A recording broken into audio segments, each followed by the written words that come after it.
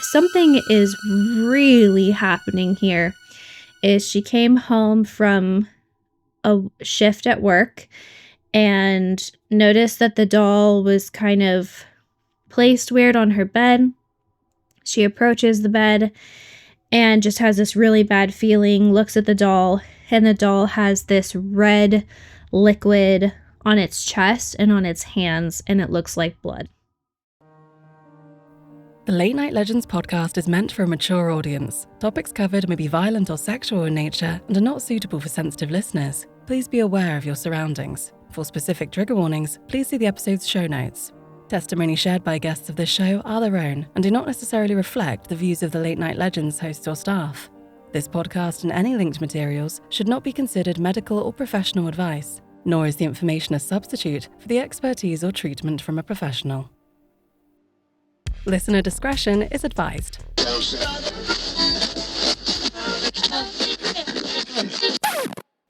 out. It started out small, like a hand or a leg was in a different position. Then its head was looking up instead of down. And then one day it was in a completely different room. It was moving around by itself. Never once did we find any sign or evidence of intrusion. And this all led you to believe that the doll was possessed? Sit there watching motionless, adorned in black and most complex. All right, welcome back to Late Night Legends. Excited to have you guys tonight. Tonight we got Maria, Charlie, and Kay, and myself. And Kay will be presenting on one of my favorite topics, and I hope yours too, Annabelle. So I'll pass it on over to Kay. I'm really hoping that I can do this topic justice for you, Tim. Yeah, so this is definitely a very famous doll. I'd say probably one of the, if the not the most famous haunted dolls. So I'm sure everybody listening has probably heard about her, but we're going to tell the story as if you haven't. So if you know the story, just enjoy. Maybe a little bedtime story or something for you. So my favorite bedtime story. And we've sleep like a baby. We've actually gotten multiple comments that people will listen to this show as if it's a bedtime story. Oh, love that. If you're doing that right now, good night. Sleep good. Sleep tight. Let's talk about a haunted doll. Okay, so if you've seen the Conjuring movies, you probably know Annabelle as this very scary looking porcelain doll, but the real Annabelle does not look intimidating at all. She's actually a Raggedy Ann doll, and she was purchased in 1970 by a mom as a birthday gift for her daughter Donna. And Donna was just about to graduate from nursing school. So she was pretty excited. She's going to graduate from college. So not a child getting this doll. This is an adult getting this doll. She lived with a roommate, Angie, in a small apartment. And Donna really liked that she got this doll. When she got home, she decided to prop her up on her bed and kind of make her part of her bed decor. So every morning she would get up, she'd make her bed, put all the fancy pillows up, and then set this doll on the bed. And everything was fine for a little bit, but after a couple days, she'd get home and she'd come into her room and look at the doll and realize that something didn't quite seem right, didn't quite seem the same. And it was just small differences, like a leg would have moved or it would have shifted slightly, and then it started getting a little bigger. The legs would be crossed, the arms would be crossed. It was very obvious that something had moved this doll and it was not in the same position that she had left it.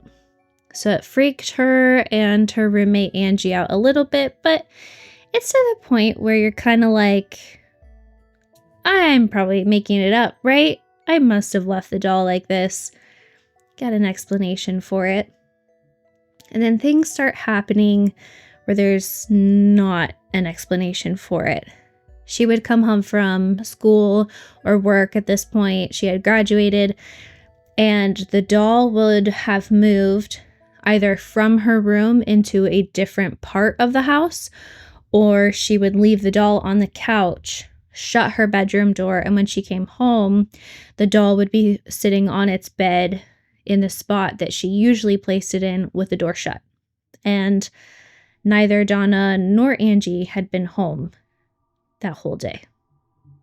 So, how did a doll open up a door, walk itself on in there, prop itself up, and shut the door? Great question. Good question. Yeah. So things are starting to heat up a little bit. We're getting a little spicier. But still, I mean, at this point, you're probably still writing it off a little bit, right? Would you guys kind of still be that way? I'd probably question a little bit, maybe, for sure. But, if you're like coming home from a 10 or 12-hour shift as a nurse, maybe you could just be like, oh, I'm too tired. I'm hallucinating. Yeah. Like, well, maybe I did leave her on my bed today. I don't know. You're still explaining it away at this point. So then the next thing that happens is they start finding notes next to the doll. And what's really unique about these notes is that they're written on parchment paper. And they've never had parchment paper in their apartment. It's not regular paper. It's a very specific paper that they do not have in the apartment. It has a child's handwriting on it that says, "Help me" or "Help Lou," which is a male friend that frequented the apartment. So now it's like, where's she getting this paper from? Amazon. Okay. Amazon. That's where I get mine. That's where you get your parchment paper. So that happens. And then, yeah, so that starts happening about a month after she's had the doll. So it's heating up pretty quick.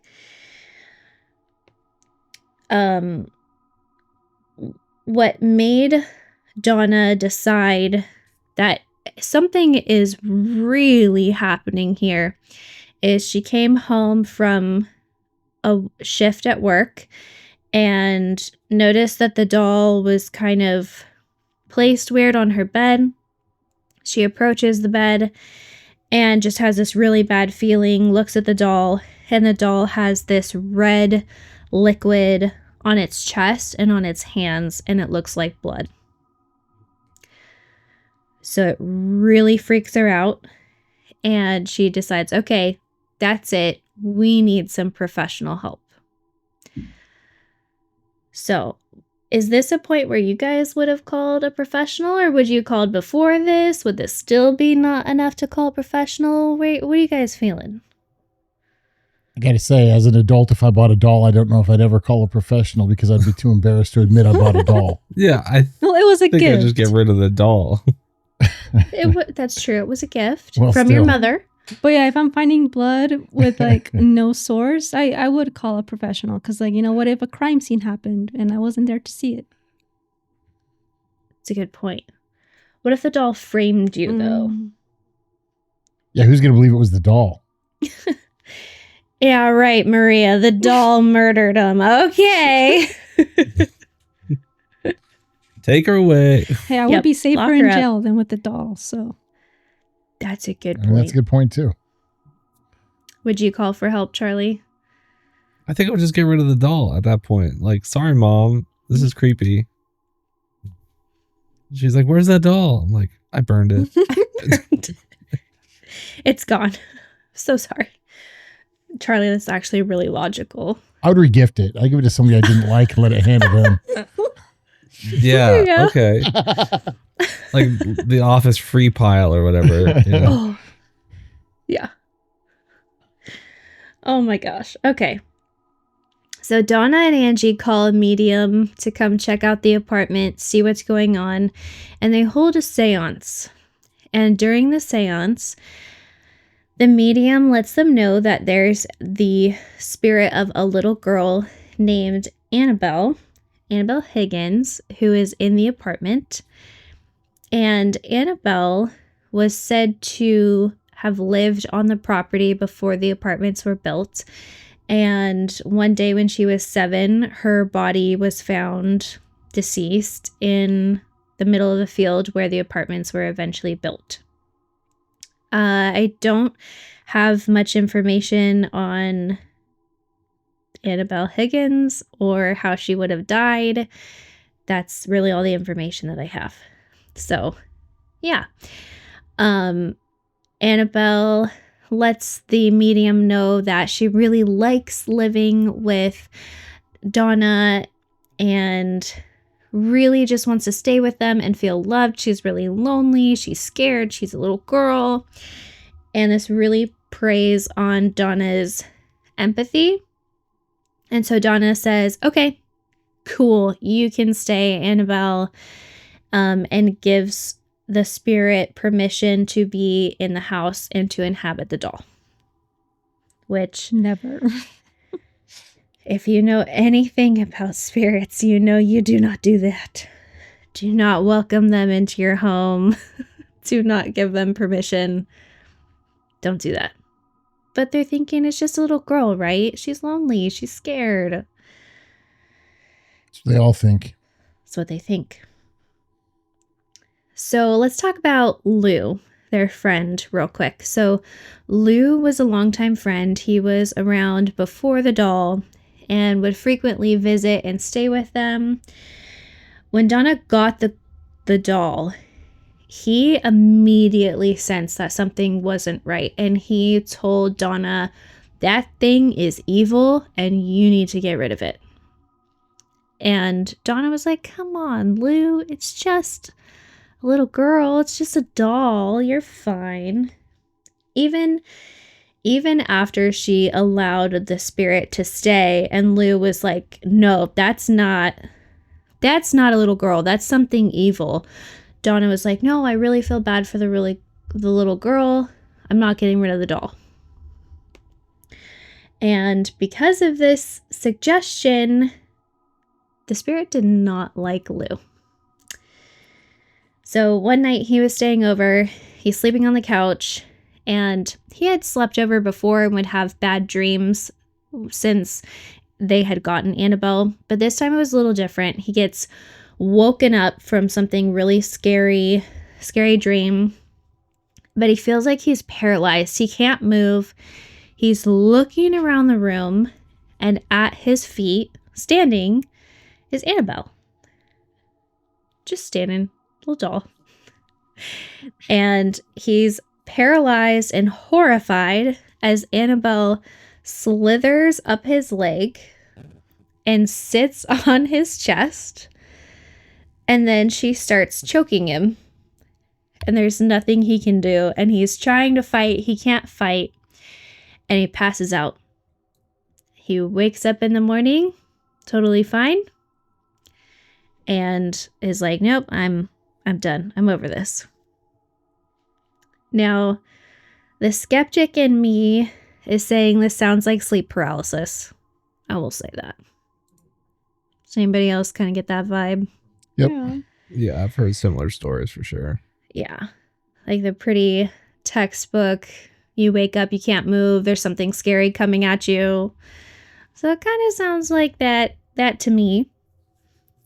But then the next day, he is sitting with Angie prepping for a road trip that they're about to take. So they're sitting in the apartment, they're going over maps, they're planning out how they're going to go about their little trip. And it's quiet in the apartment, and then they start hearing bumping, shuffling noises from Donna's room, and they think that somebody has broken into the apartment. So Lou gets up, walks over to Donna's door, and kind of is listening, and he hears whatever's going on, and then it stops. And when it stops, he throws open the door, and he looks around, and he can't see anything out of place, except for Annabelle is just thrown on the floor in the corner. And so he goes into the room. He's looking around for any sign that somebody has broken in, that somebody has been messing with stuff. He can't see anything. And the closer he gets to the doll, the more he gets this feeling that somebody's standing behind him. So finally, he whips around and he doesn't see anything, but then he just keels over, hunches over in half, and his shirt across his chest is torn and bloody, and he has 7 scratch marks across his chest. I mean, they're pretty deep, they're bleeding, but they heal almost immediately. It's a little bit some more than sleep paralysis there. Terrible dream. Terrible dream. Yeah. So after Lou has this experience, they decide, okay, now we really need professional help. I mean, somebody's been attacked. So they call an Episcopal, sorry if I said that wrong, priest named Father Hegan, because they're starting to think maybe this isn't the spirit of a little girl. Maybe this is something demonic. This is something dangerous. We need help, spiritual help. So they call a Father Hegan. And hearing the story, Father Hegan is like, this is above my pay grade. We need to call in somebody higher. So he contacts Father Cook, who hears the story and immediately contacts the Warrens. If you have seen any of the Conjuring franchise, heard anything about Annabelle, you know the Warrens, Ed and Lorraine, very famous, very controversial. So I thought that we could talk about them for a little bit and fill you in. Have you guys heard of Ed and Lorraine before? No, just kidding. I was excited for a second. I was like, Maria, I get to tell you. Well, darn. Okay. I will tell you what you already know. So Ed and Lorraine were American paranormal investigators and authors associated with prominent cases of alleged hauntings.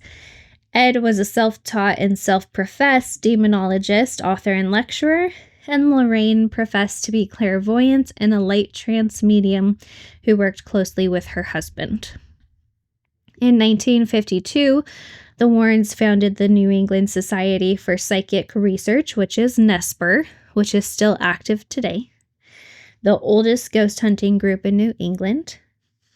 They claim to have investigated well over 10,000 cases during their career, and some of their famous cases include the Amityville haunting, the Perron family hauntings, which is the first Conjuring movie. We talked about that a little bit, I think, during Ghosts and Gossip, or maybe we did a whole show on it with Bathsheba and all that good stuff. So I don't remember.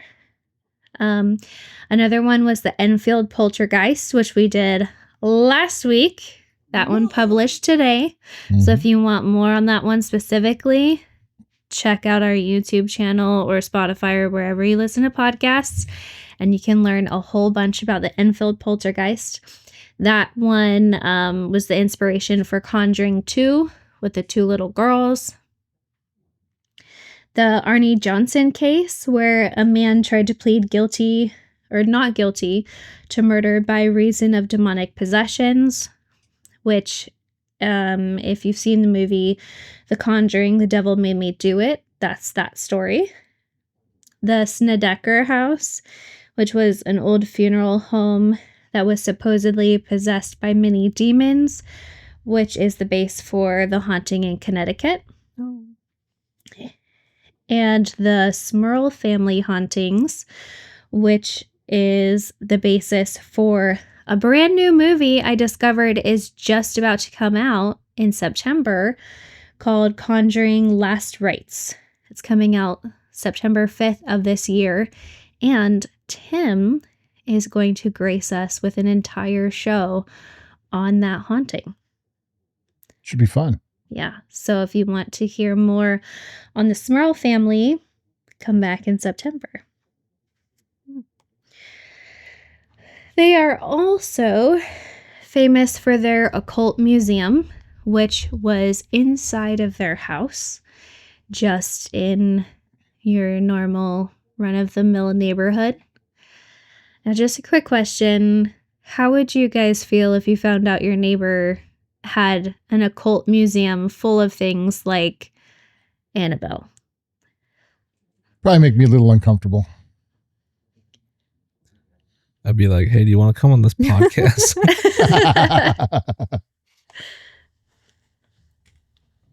How would you feel, Maria? Yeah, I would probably want to move. I would definitely want to check it out, but I would move. I'd be like, can I see what precautions you guys are taking? Just making sure that none of that gets out, Yeah. please. I don't want that next door. They have a whole bunch of stuff in there. I was trying to find a list of everything that they have in there, but it was pretty extensive, and you could visit that museum up until Lorraine's death in 2019. At that time, zoning laws came into effect, and the entity that gives those out was like, you probably should not be running a museum out of a residential home, and your neighbors probably don't like that. So you're not going to be allowed to do that anymore. The museum is now closed. Very few people can visit it. You have to have a connection to the family, or you can see some of the artifacts that are now going around on tour, including Annabelle. So since people cannot come to the museum itself, they're now taking all of these amazing, not dangerous at all artifacts out of the protected home and taking them on the road. It just doesn't really sound that smart. Well, I'm gonna tell you a couple stories about Annabelle that might make you think it's probably not a smart idea, but Doesn't seem like a good road trip partner. no. I did find out that they do have a priest. Anytime they take Annabelle out of that house, they have a priest that is traveling with her at all times. Wow. That is watching her, is reciting the binding prayers, is reciting the prayers that are inscribed on her little house. So they do have that precaution, I guess. They're taking it seriously, somewhat, I guess. So do they take her house too? They take her in her full enclosure. So Okay, They're cool. technically like not They're- supposed to like open it up and yes, yes. That was built specifically for Annabelle. It's made of wood and glass. It has the Lord's Prayer and St. Michael's Prayer inscribed on it. And at least while he was alive, Ed would periodically pray binding spells over it just to keep the blessings and everything up on that. I am sure somebody has probably taken over that. And I have seen a couple pictures since they've been out on the road of them taking Annabelle out of her enclosure. I'm not sure why they did that. But Sounds like a death wish. but I know, like, while she is traveling, especially while they're in a car, that's important. That's foreshadowing for later. While they're actively transporting her in a vehicle, she remains in her blessed enclosure with a priest right there. And you'll find out why. One more thing about the Warrens is that they're highly controversial. So some people are huge Warren fans, and some people really, really do not like the Warrens. They think that they fake most, if not all, of their evidence. They think that they prey on, or they used to prey on, these families who are going through very distressing events in order to gain notoriety, in order to be able to sell books. There's a whole Conjuring franchise. There's a lot of money involved. So a lot of people kind of feel that they faked a lot of stuff. And then you have people on the other side that think the complete opposite. So if you're interested in hearing more about the Warrens and the controversy surrounded them, let us know in the comments, and we could do an entire show just based on the Warrens. So if you're I'm interested, gonna go comment right now. I want to know. if you want to comment on anything, we love comments. We'll read them if they're good. Okay, so now that we've kind of gotten a background on Ed and Lorraine, let's talk about what they're gonna do with Annabelle. So they show up and they confirm that there is a spirit in the apartment. There is not a spirit possessing the doll. Spirits don't possess things. They can form an attachment to things, but they don't possess inanimate objects. They possess people. And what they will do is they will manipulate objects to make you think that either the object is possessed, or to scare you, to do something to start breaking you down with the ultimate goal of possession. So where we're at with Annabelle right now is the infestation phase. So this spirit has the ultimate goal of wanting to possess and or schmurder the people in this apartment. And it can't do that when you're strong and you're healthy and you're in a good mental state. So it needs to break you down so that you're vulnerable and it can possess you. So Annabelle the doll herself is not possessed. This is an evil or demonic or inhuman spirit that is manipulating the doll and pretending to be a child in order to gain empathy and access to the home. So this is no good. The doll is the one, or the spirit is the one moving the doll, transporting it, bringing in the parchment, writing, things like this. Nasty little thing.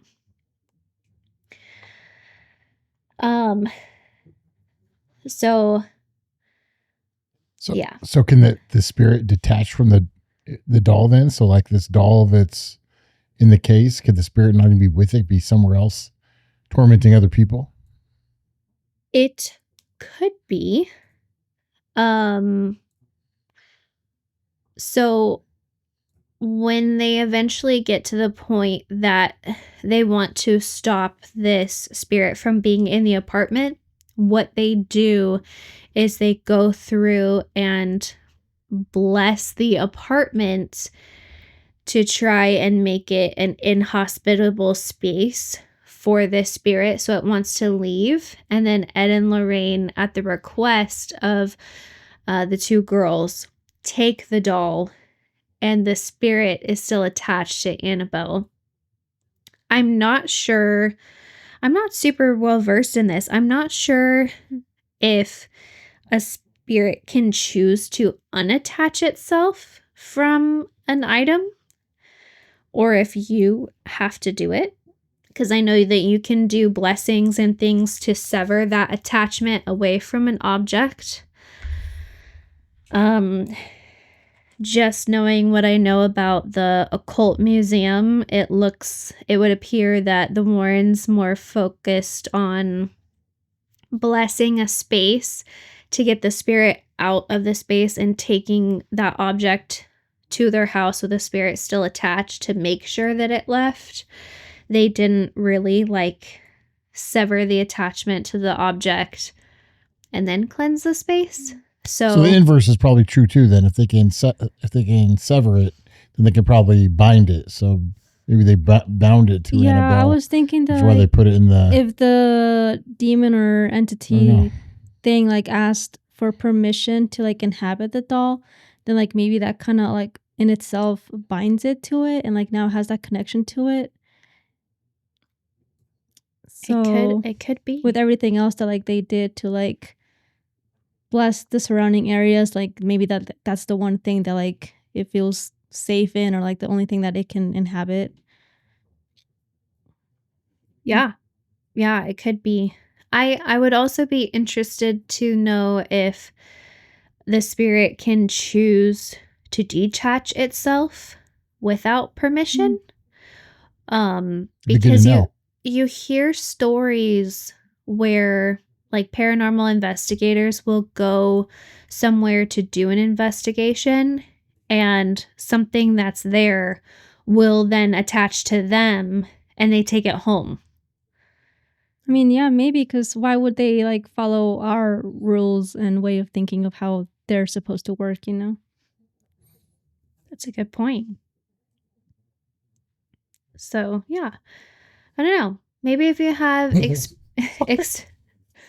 me, sorry. Are you playing that game with Frank? Nope. We are definitely not. So we are. Definitely. Okay. Sorry, I don't want to derail. This is riveting stuff, really. Oh my gosh. I think that should be the thumbnail. Okay. Yeah, that's super interesting, and maybe we could do like a discussion show on attachments, or just like a show on attachments, because I don't know, and I would like to personally avoid it. Yeah, because like, yeah, with like things like Dybbuk boxes too, like those are like set to be like, you know, like have an entity like attached to it and like enclosed in it. So how does that work? How do you know for sure that it isn't there, not coming in and out whenever it pleases? That's true. I don't know. We should look into that. I have a topic in August, I think. So maybe we could do spiritual attachments in August. I don't know. Be a good one. Okay. So, Ed and Lorraine recognize that this is a pretty serious situation, and we're pretty far along. Chris is right. Chris in our chat said that somebody needs to get a Ken doll for her. I think they might be mismatched in size, but agreed. Well, she's a Raggedy Ann, so she just needs a Raggedy Andy. No. Yeah. True. Yeah. So this is a very serious situation, Ed and Lorraine. Realize that we're pretty far into this infestation phase, and they say had this been allowed to go on for another 2 or 3 weeks, it would have moved into the possession phase, and at that point there would have been serious bodily harm, if not death, to one or all of the inhabitants of this apartment. So it's really good that they went ahead and got help. Ed and Lorraine request that the priest, Father Cook, read an exorcism blessing in the apartment. Father Cook is like, this is not really what I signed up for. I don't really feel comfortable with this, but sure. Let him cook. Maria, I love it. Okay. So he walks through the whole apartment. He's doing a blessing, and this blessing is, when I read about it, is not specifically like the power of Christ compels you to get out of here.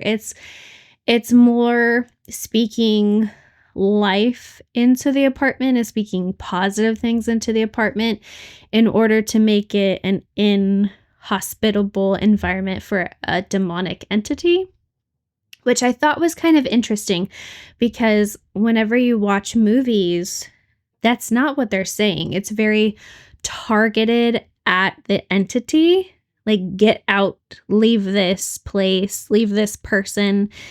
And it mentioned that this was not targeting and forcing the entity to leave. It was like focusing on making the space a really positive environment, which would then in turn indirectly make the spirit leave. I thought that was kind of an interesting little tidbit. That is. It kind of makes sense, though. I could imagine that viewers would not be scared at the movie if they were saying positive things about the house and building it up, right? It would be less dramatic and scary. That's true. That's a good point. Yeah. So, Donna requests that the Warrens remove Annabelle from the house. They don't want anything to do with the doll. They don't want any chance that the spirit is still there. So they say, take her. They agree to take her, knowing how nasty this spirit is.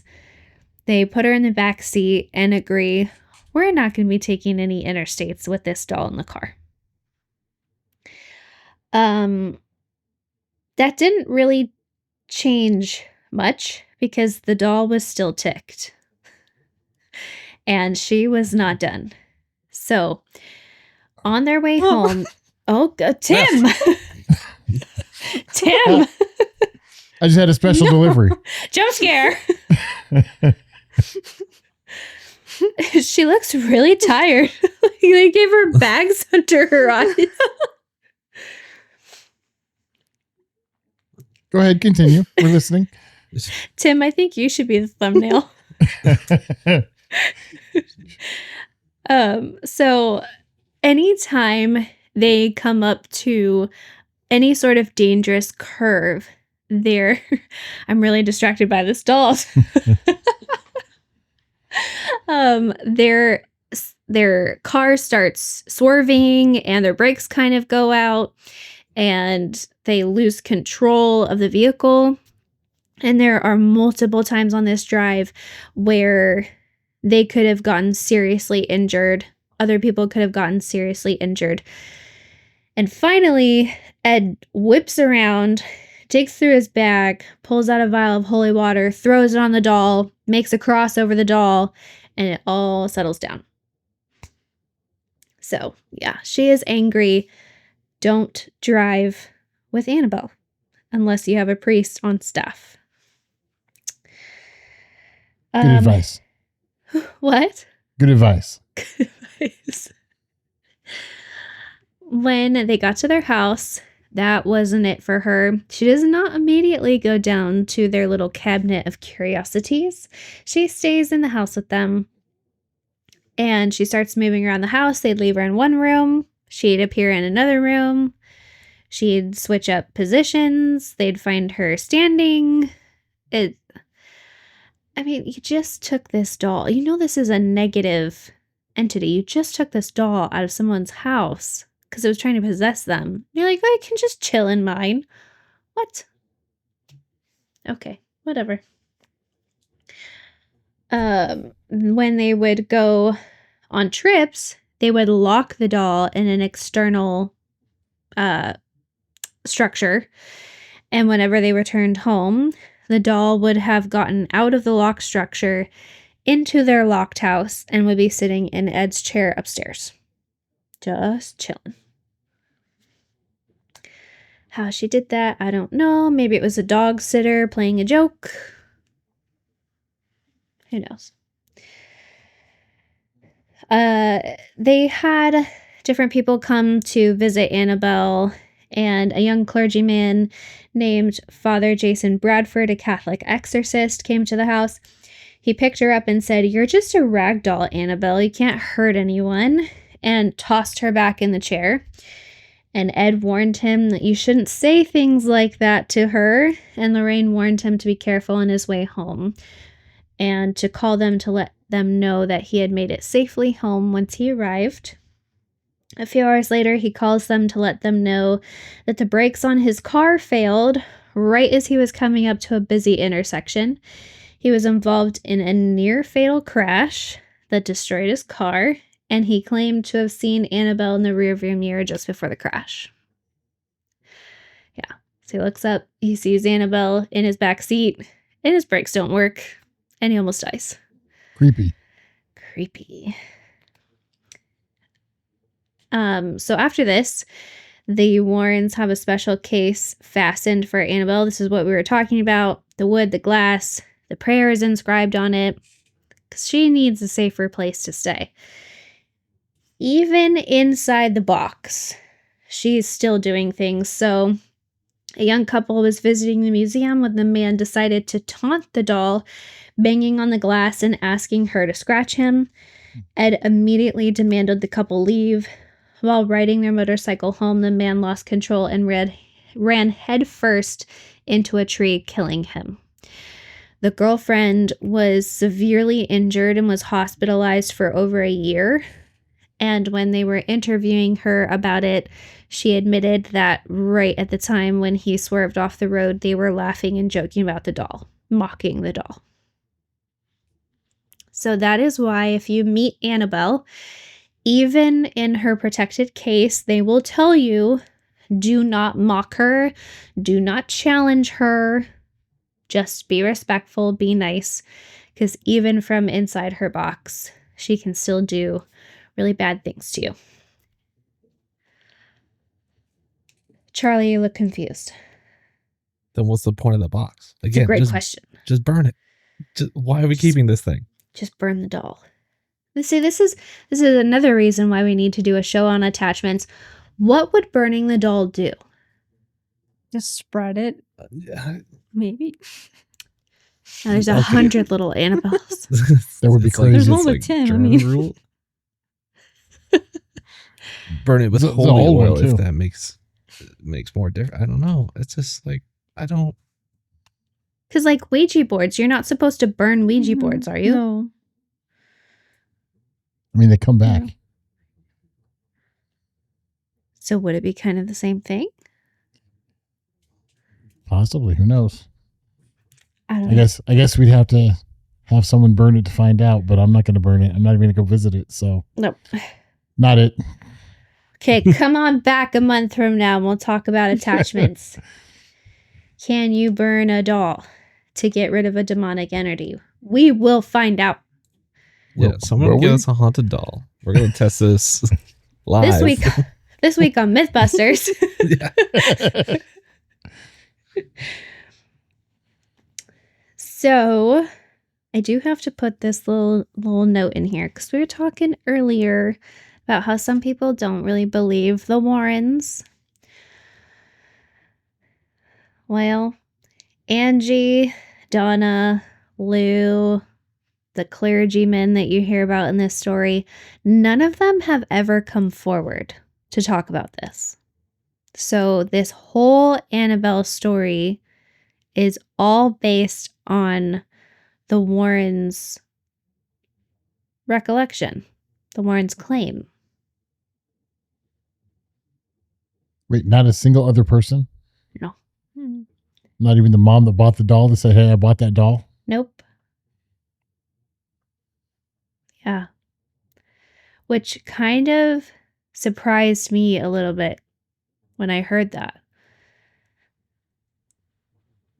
Yeah. So is it real? Are they making it up? Or maybe they're I just don't know. really not wanting anything to do with her anymore. So And it could be that too. I don't know. So Maybe they're afraid if they say anything, they'll end up schmurdered, like you said. schmurdered. Yeah. I too avoid being schmurdered. It's smart. Yeah. Smart. Smart. So Annabelle now, she has remained in her case until the Occult Museum started on tour. And by that, I mean she remained in her case in the Occult Museum I don't know why they took her out of her case. I have seen, like I said, photos of someone handling her outside of her case. I don't know why. But she stayed in there in her little spot until his death. Ed considered his daughter's husband, Tony, to be his protege and was Frank was teaching him all of his demonologist ways, all that good stuff. A group did a study on the Warrens and found most of their evidence and haunting artifacts to be fake, citing doctored photos and evidence. And Tony kind of made a statement about Annabelle, saying, "It's like playing Russian roulette. There might just be one bullet in the gun, but would you play or set the gun down and not take the risk?" So it's kind of saying, like, it could be fake, but do you still want to play that game? Mm-hmm. If there's the slightest chance it's not, I don't want to play that game. No. I don't want to play that. Tony once said of the doll, and Tony is, again, Ed's daughter's husband, so very close to the situation. He once said of the doll, "I'd be concerned if Annabelle really did leave because she's nothing to play with." And Tony is the head of Nesper, who is like helping facilitate this occult museum going on the road, which is kind of interesting. Because he's saying, I would not mess with her getting out, but he's helping her travel around and meet people. Yeah, that seems to be the thing where it's like, oh, this is super dangerous, but money, you know. Money. Listen, Annabelle, if you're going to haunt us, you need to be paying rent. Yeah, exactly. It's not cheap. You could kill a couple people every couple decades, whatever, but it's not that big of a deal. At one point in May, a TikTok video went viral claiming that the doll had gone missing. The head of Nesper, which is again Tony, confirmed that Annabelle had never left their site and was not missing. She was under constant surveillance, and they always have a Catholic priest traveling with their group to ensure the public safety. Yeah. Not sure how well that ensures public safety, but okay. Yeah. There are, if you would like to see Annabelle in person, first of all, just a little statement. Don't do anything dumb. We do not condone you doing anything stupid. Please do not research any of our Mythbuster theories if you do choose to go view her. But if you go to Nesper's website, Google, wherever, you can get tickets to go see her in September and October. Yeah. There is a little bit of warning if you want to go see her in person, and about being respectful to the doll, which is very common because there are multiple other dolls that will also do things to you if you disrespect them. So, just if you're going to go see a haunted doll, be respectful to it. I found this story from a lady named Marissa Martinez. I don't know how true this is. This person does have photos of her with Annabelle, but she has a pretty intense story of what happened to her after she met Annabelle, and I thought it'd be kind of fun to share her story. Again, kind of take it with a grain of salt. I don't know how true this is, but then again, I don't know how true Annabelle is. So, and this story is called "My Life Turned into a Nightmare After Meeting the Real Annabelle Doll." So in 2016, Annabelle was kind of on a small tour back then as well. And Lauren says, I think Tim should go test the theory. You know, I was just looking at their place, and it looks like they're going to Illinois. I think we know a couple of people there that could go check it out on October 4th. Franklin! And Colin. Him and Colin can go take care of this for us. We got to be careful. Come on, Colin. Let's do it. Team up. Hey, that's why we do this, guys. Come on. Oh, gosh. Okay, so she had a very long personal account that was published in March of this year, actually. So 2016 to March of this year when she met the doll in person.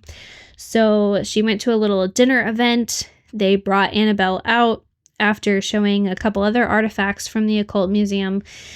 And I believe it was either Dan or Tony was there, and they specifically said, you know, when you come up to take pictures of her, do not tap on the glass, be respectful, because they'd had all of these other stories happen. So just be mindful and don't mock her.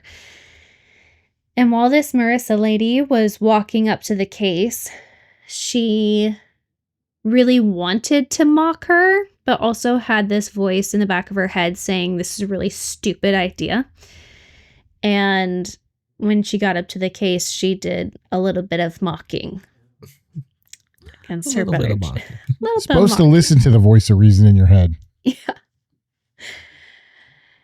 And she took a picture of the doll and she goes home, and it starts with a cockroach infestation in her apartment. Her apartment was perfectly clean, and she starts noticing cockroaches, and it just gets worse and worse and worse. She thinks that they're coming from her neighbor's house. The neighbor gets evicted. The cockroaches still won't leave. The landowners won't do. It's It's Annabelle. This little doll's making me choke to death. Hold on. So, no matter what she does, she cannot get these cockroaches to stop. So, she moves, and at her next place of living, she wakes up in the middle of the night to a horrible pain in her stomach. She calls her mom. Her mom drives her to the emergency room, but they can't figure out what's wrong with her. No explanation for her pain. And she develops a cough that just gets worse and worse and worse, and it gets so bad for so long that some of her coworkers even report her to HR because they're like, this lady is so sick. She's in the office sick. She shouldn't be here.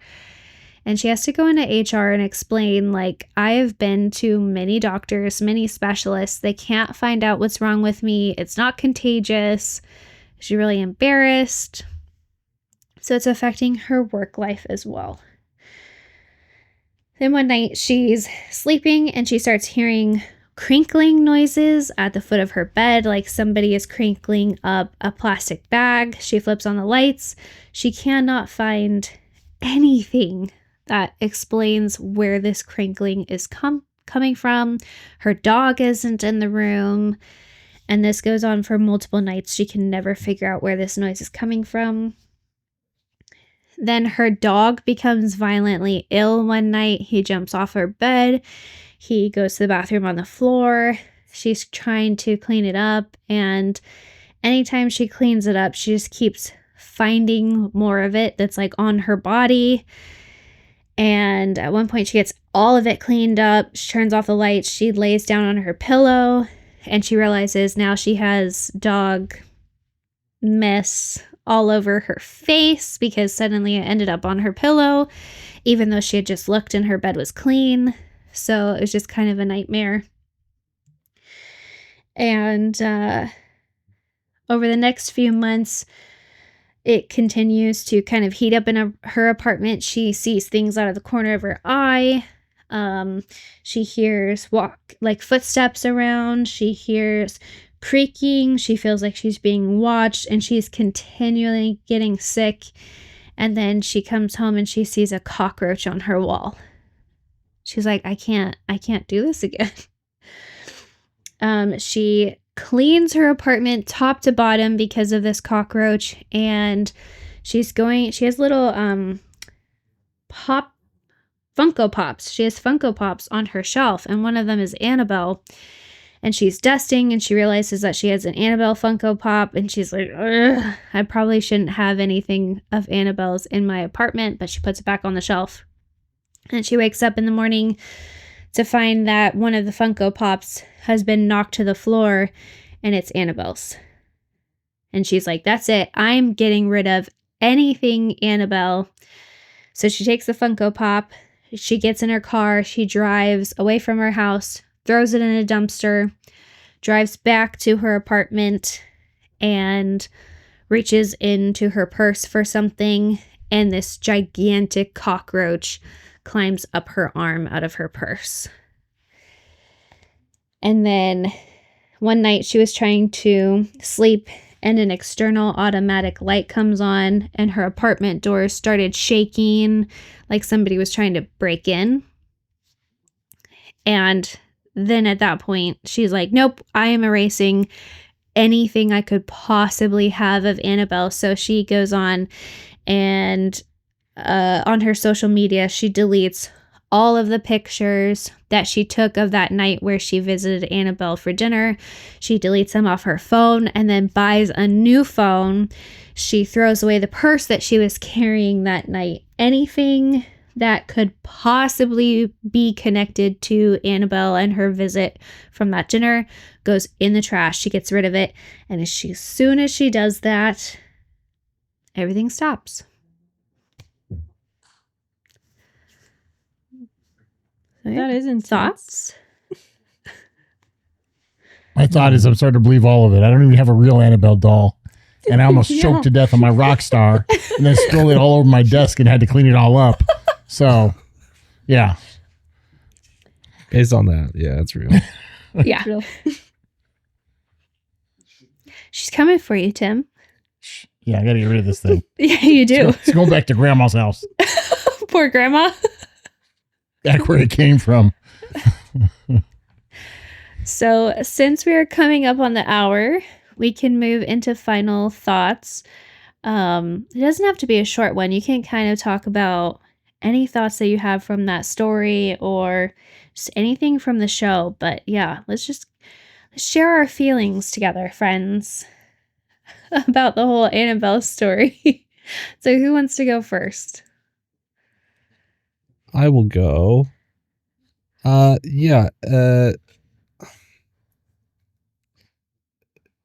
Go stuff like this, spirits and ghost attachment. That's kind of where, like, when we're discussing the rules and like how things work, it's kind of what throws me is like, there's not like a hard and fast logic to it. There's not. I mean, maybe there is. Maybe someone's got the manual, but I feel like there's so much that we don't know, we can't like know, which is kind of like, I don't want to be dismissive, like that's why it's scary, and that's why it can be disturbing, and it's like, that's why I'm just like, why would you mess with it? Like, even if there's a chance, like, so according to AI, good old Google AI, if you have a haunted doll, don't destroy it yourself. You guys were right. Bury it in a deep remote location or throw it in a large body of water and sink it. I guess that's safer. I don't know why. Should you like tie rocks to it or Yeah. something? Sink it. Sink it. Okay. Just but like it's real. That's just Google AI's interpretation. So, good old AI. Thanks for answering all my questions. Nice. Tim or Maria? I guess I don't know if this is from Annabelle or what, but like I heard that like while she was in Louisiana or something, like down one state down in the South, that like a plantation like burned down, or like she was at or something, and like people are like saying that it was She because did of that? because of her. Whoa. Yeah. Okay, And well, then, now like, I'm on there's- board. Yeah, like I saw a bunch of like videos of people saying that like they also saw like faces and stuff in the fire, and they were saying like this happened after the tour like went around that area or something. But fact check me, people, if you can. What But Charlie's yeah. Googling. And then also that, I don't know if you guys know about anything about like that Dan Rivera dude or something. Mm-hmm. Like I don't know. I heard that like he passed away after handling her or something. He did. So he passed away a little bit ago. I have a little bit of material on him that happened July 13th of this year. So really not that long ago, less than 2 weeks ago. He was helping host the Devils on the Run tour. And the day prior, he had been hosting the Annabelle viewing, but the doll was not at the scene of Dan's death. He was found by a coworker in his hotel room. And the coroner has taken a look at him and released an initial statement saying that no foul play. Like, his death does not appear to be anything suspicious. There's no foul play. There's nothing to indicate anything paranormal happened with his death. Yeah. It was kind of weird though that like it's a natural death, but like he was only in his like 50s. Sure wasn't old age, was it? Yeah. Yeah. So I did hear that within 60 to 90 days, they do expect to have the full autopsy report, and that will give us some more insight into how he passed. But I do know that Nesper and other people like Jason from TAPS have been very vocal in saying, like, please don't say that Annabelle did this, because Annabelle didn't do this to him. But we should have an update on what appeared to happen to him here in a couple months. And I will say that he was a father of 4. Yeah, he was a father of 4. So he has 4 younger children that are left behind, as well as a wife. So our thoughts do go out to him and his family. And yeah. It's a sad situation, for sure. And then quick Google search AI, as Charlie puts it. It was the Nottoway plantation in White Castle, Louisiana, that was destroyed by a fire in May, and that was around the time that Annabelle was touring New Orleans. So yeah, wow. The museum themselves, they say that there's no connection and that Annabelle remained in her case. But as we know, maybe that doesn't mean anything. Yeah, maybe it doesn't matter. If she's doing that, if she's burning plantations down, like I'm on board. There's also some creepy photos if you look. There was a picture of images in the smoke or in the fire or something like that. Someone posted on Facebook. So maybe that'll be in a future episode. Interesting. Okay. What do you got, Tim? Oh, Annabelle. This one's a good one. I like this one. Scares me a little bit, especially after I almost choked to death, but beside the point. I don't know. This one's one where it's, you see the scary movies and they glamorize it and make it a little more scary than it is. I mean, in the movies, it looks like this crazy porcelain doll lady who's really scary when in reality it's just a cute little Raggedy Ann doll, right? I mean, maybe not so cute, but it's still a little creepy. But the fact that there's not a lot of people that were involved that are willing to speak up, I don't really know what that says, if that's good or bad for it. The Warrens and, what people felt about them can make it go either way as well. So it's a tough one to guess, right? I mean, whether it's accurate or whether it's inaccurate, it's definitely entertaining. I'll give it that. And like, Charlie said, I think if there's a chance that it is real, you don't want to mess with it. Kind of the analogy that you used about Russian roulette and a loaded gun, right? If there's only one round in that 6-round cylinder, you don't want to risk it. So, you just kind of stay away from it. And I think I will, but I will try to lobby for Charlie and Frank to, Colin and Frank to go there in October 4th. I would be a little scared for Colin's safety because I feel like Colin just goes for it. Yeah. So yeah, he's down for anything. Yeah, I'm really in the same boat. I am so back and forth on this story. I'm back and forth on the Warrens.